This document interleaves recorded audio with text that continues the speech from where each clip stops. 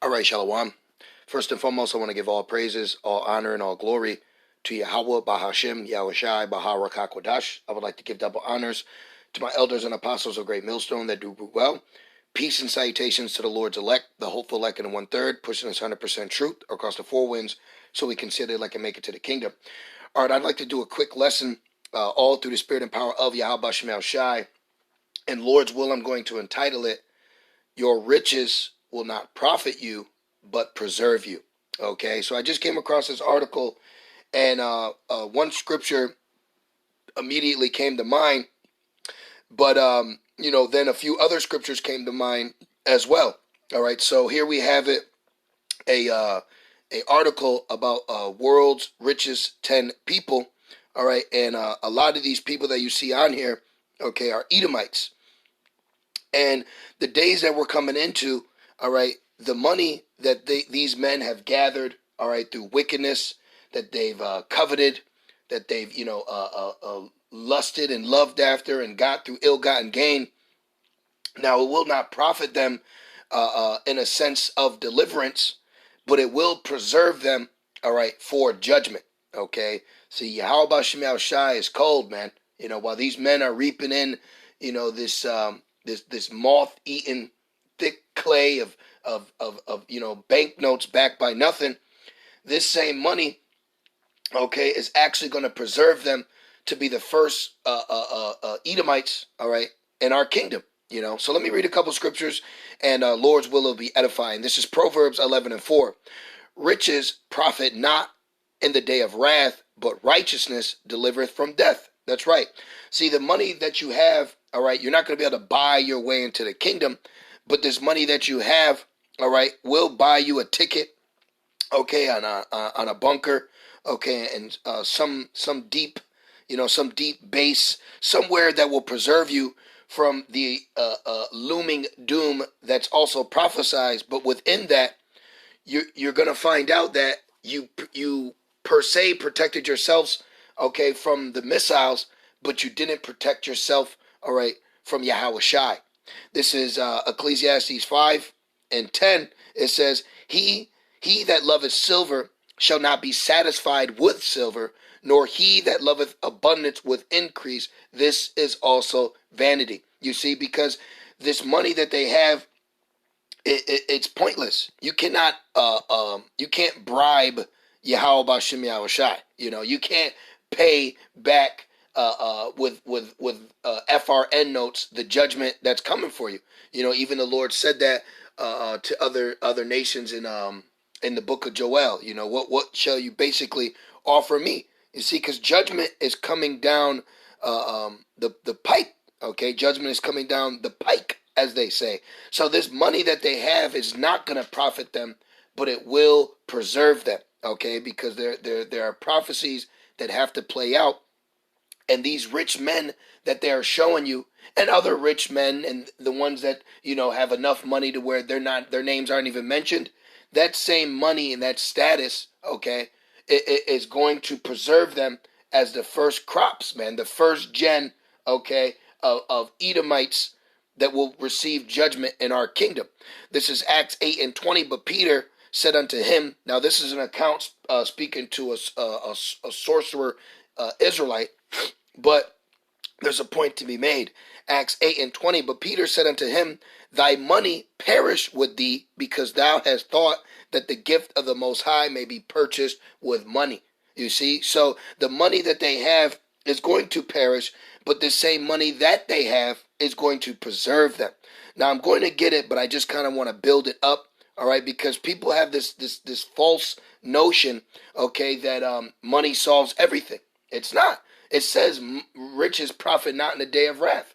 Like all these jakes out here that got a couple 100,000 or a couple million or a couple 100 million, that's not going to deliver them when destruction comes, okay? It's not. You see, they are fooled, all right? They're beguiled, okay? And the one who's beguiled them, well, that same pit that he's dug for them, he's going to fall into himself, man, This is First Timothy 6:17. It says, charge them that are rich in this world that that they be not high-minded. You see, these people have a spirit on them when they have a certain amount of money that they feel untouchable. You know, the scriptures say, set not thy treasures on earth. Well, thieves can break through and steal. You see? So people have a high-minded mentality when they got a couple dollars, okay, or they got a couple hundred or a couple $1,000, you see? But that money is not going to profit you, but it will preserve you, okay? You have certain movies like, I believe it's 2012, where you had to have a certain amount of money to get a ticket on what they called the Ark when the destruction came, okay? So you can use those movies like that as an example for what ultimately is going to come, because I will go into the prophecies. There are certain men, certain women, and certain people, okay, that will be hidden in bunkers and mountains and fallout shelters that will protect them from the nukes, but it will not protect them from the wrath of Yahweh Shai. So it's so beautiful to see how Esau can brag and boast and gloat, all right, in his money, but he doesn't know that this money is actually going to be a snare for him, okay? It's going to be a snare because it may protect you from the nukes, but it won't protect you from Yahweh Shai. 1 Timothy 6:17, it says, charge them that are rich in this world, because also, too, the real riches is the wisdom. The real riches is the knowledge and understanding of Yahweh Shem Shai, and that wisdom was only given to the Lord's people, and at that, the elect on this side. It says, nor trust in uncertain riches. Right, the dollar's about to collapse. Okay, the money that you have today is uncertain riches. All right, and it says, but in the living power, who giveth us richly all things to enjoy. You see, so we are supposed to trust in Yahweh Shem Shai, not uncertain riches, not the FRNs, okay, not these banknotes, but our oppressor, okay, they trust in those things, but then they'll put in God we trust. But their God isn't the God of the Bible. It isn't the God of Abraham, Isaac, and Jacob, okay? They deal with power on the left-hand side, and they don't even know the power that they deal with on the left-hand side takes orders from the Most High. You see? So these people are completely in a trick bag. And when I saw that article, immediately, I thought about that scripture in Proverbs, but then the Spirit just started, pouring out other scriptures, and it's beautiful, This is why we're not envious of sinners, man, okay? This money that you have right now is temporal, but it's not gonna put you in a good position with Yahweh Shem Shai. It's only going to preserve you for more judgment by Yahweh Shem Shai. Okay, so Esau Edom is literally has been supplanted over and over again. This is Proverbs 10:2. Treasures of wickedness profit nothing. You see that? But righteousness delivereth from death, and that's what we are. We're here in a wicked, wicked, disgusting place. All right, rehearsing the righteous acts, while our evil twin brother, okay, the murderer from the beginning, is out here smiling, boasting and bragging and thinking to be in a good estate because he has money. But this money he has isn't going to protect him. It will only preserve him, okay? And that's a beautiful mindset, to walk in and understand, because a lot of our people, they're they feel like they're missing out if they're not in the position of Esau. But you don't want to be an Edomite, man. Okay, just being an Israelite alone, all right, is a nationality, is a position in life that can't be bought on a shelf, but it had to be bought with the life of Yahweh Shai. Okay, because salvation is only to the nation of Israel, but on top of that, because of what Yahweh Shai did, we have already been bought with a price, and that was with a man's life. So there's no money, okay, that can compare to that. But our people, all right, not having the wisdom, not having the knowledge or understanding, they want vainglory. They want a corruptible crown. This money is going to perish with our oppressors, all right? But the money that they have is going to put them in a seat of what they feel they're going to be preserved of the destruction coming. But what it's going to do is it's going to keep them as a nice in a nice position for when Yahweh Shai comes back to scoop them up, man. Okay, because I'm gonna get it. This is Proverbs 16:16, but I have a 2 points to make. It says, "How much better is it to get wisdom than gold?" You see, going back, riches profit not in the day of wrath, but wisdom does. Wisdom and knowledge will be your stability in those times. You see, and it says, "And to get understanding, rather to be chosen than silver." Okay, because that's what it's all about at the end of the day, having the wisdom, knowledge, and understanding of Yahweh Shemel Shai, because Esau, Edom is going to be a prime example, as well as these other two-third Jakes, of how your money, all right, was vanity, you see. But there is a level to this. There are going to be, quote-unquote, rich men, all right, that perish in this third war, okay, and Jacob's trouble, but you're also going to have a portion of these richer rich men that are going to be in high places that your average citizen can't get to, and they're going to think they're in a good estate, but then they're going to find out all that did was preserve them, okay, for even a greater judgment. This is Proverbs 30:8. It says, "Remove far from me vanity and lies. Give me neither poverty nor riches. Feed me with food convenient for me." You see? So that's what it's all about at the end of the day, is for us, okay, to have exactly what we need to sustain us in this captivity till we get delivered.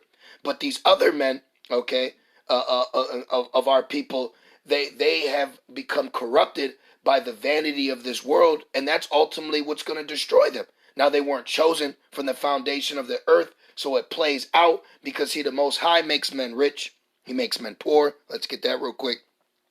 So there's going to be portions of our people that have lusted after the life of our oppressors, okay, and that same lust is what's going to destroy them. But in the same sense, those same oppressors, okay, that have put themselves up in this position, and they're in the Forbes, and they're into this, a lot of them don't know that this same money that the Lord has given them is going to preserve them for judgment. So, I just thought it was so beautiful. It was proud, to see that article, but in the same sense, knowing prophecy, it says, hey, you're in a trick bag. While you walking around thinking you're good with a money bag, that's actually a trick bag. This is 1 Samuel 2:7, and I'm just going to read the point. The Lord maketh poor and maketh rich. He bringeth low and lifteth up. You see, he raiseth up the poor out of the dust, and lifteth up the beggar from the dunghill, to set them among princes, and to make them inherit the throne of glory. For the pillars of the earth are the Lord's, and he has set the world upon them. Right. See, Yahweh Shemel Shai, all right, he's chosen the weak out of the world, okay? Not the strong, you see? So this is a true underdog story. And a lot of our people are going to be shocked when they realize that it wasn't how you dressed, or how much money you had, or how good you could rap, but it was about what we're doing for the Lord, you see? That's what's going to deliver us, all right? But this same money, this same glory, all these things that people aspire to be and do, the men that were, if you will, the nayers and sayers of that same money they got is going to preserve their ass for destruction on an even higher level than these nukes, man. Okay, because I'm going to read it. This is Amos 9:2. Though they dig into hell, you need money for that, thence shall my hand take them. Though they climb up to heaven, you need money for that, thence will I bring them down. These things cost money, okay? Deep underground military bases, or space stations, if you will. All these things cost a lot of money. So if you want to be in the midst of these things, you have to have money. But having that money to put you in there to hide from destruction, all it's going to do is preserve you for destruction on a greater level. And it says, and though they hide themselves in the top of Carmel, I will search and take them out thence. And though they be hid from my sight in the bottom of the sea, thence will I command the serpent, and he shall bite them. You see, so no matter where you run, no matter where you hide, Yahweh Shemel Shai is going to get you. But what's the heaviest part about this is, once the third woe, okay, comes and the destruction follows that, the portions of these rich men that wanted to hide themselves from this destruction are preserving themselves for a greater destruction. Now watch this, Revelation 6 and 14, and the heaven departed as a scroll when it is rolled together, speaking about the missiles, and every mountain and island were moved out of their place, because as it says, the earth shall reel to and fro like a drunkard, right? Now listen to this. And the kings of the earth, and the great men, and the rich men, and the chief captains, and the mighty men, and every bondman, and every free man, hid themselves in the den and in the rocks of the mountains, and said unto the mountains and rocks, fall on us, and hide us from the face of him that sitteth on a throne, and from the wrath of the Lamb.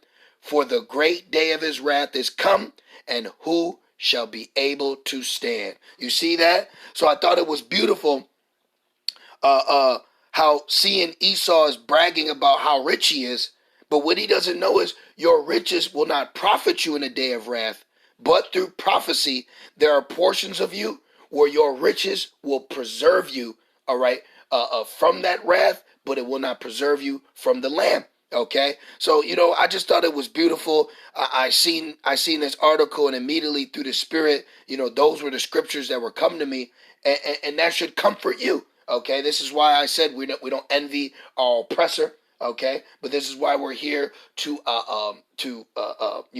hold on to the wisdom, knowledge, and understanding of Yahweh Shem Shai, because through that we will be stable, having this faith, okay, and trusting in the Lord, and not uncertain riches as our oppressors are. You see, so I just wanted to do a quick lesson on through the Spirit. Lord's will, you brothers and few sisters were edified as I was, and I just want to say, call Allah, Yahweh Ba'Shem Yahushai, Baha Rakah Kodash. With that being said, Shalom.